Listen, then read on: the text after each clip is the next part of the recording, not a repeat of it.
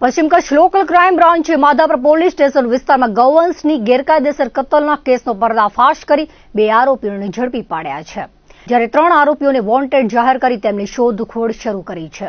પોલીસે સ્થળ પરથી ગૌવંશનું માંસ સહિત કુલ 5,18,750નો મુદ્દામાલ કબજે કર્યો છે. પોલીસને મળેલી બાતમીના આધારે માધાપર પોલીસ મથક હેઠળના પૈયા ગામની સીમ વિસ્તારમાં દરોડો પાડવામાં આવ્યો હતો. દરોડા દરમિયાન ગૌવંશની ગેરકાયદેસર કતલ ચાલી રહી હોવાનું સામે આવતા પોલીસે તાત્કાલિક કાર્યવાહી હાથ ધરી હતી. આ કેસમાં પોલીસે વરનોરાના કરીમ બચ્ચુ મમણ અને હનીફ અહમદ રાયાની ધરપકડ કરી છે, જ્યારે જિયાદ કરીમ મમણ, આદિલ જુમા ઉર્ફે ડાડા મમણ અને અલાઉદ્દીન હનીફ રાયાને ફરાર જાહેર કરી તેમની શોધખોળ શરૂ કરવામાં આવી છે.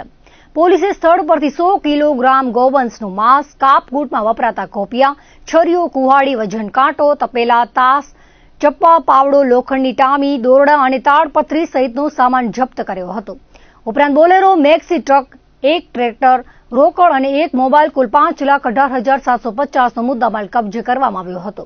પોલીસે આરોપીઓ વિરુદ્ધ સંબંધિત કાયદાની જોગવાઈઓ હેઠળ ગુનો નોંધી વધુ તપાસ હાથ ધરી છે, તેમજ ફરાર આરોપીઓને ઝડપી પાડવા ચક્રો ગતિમાન કરાયા છે.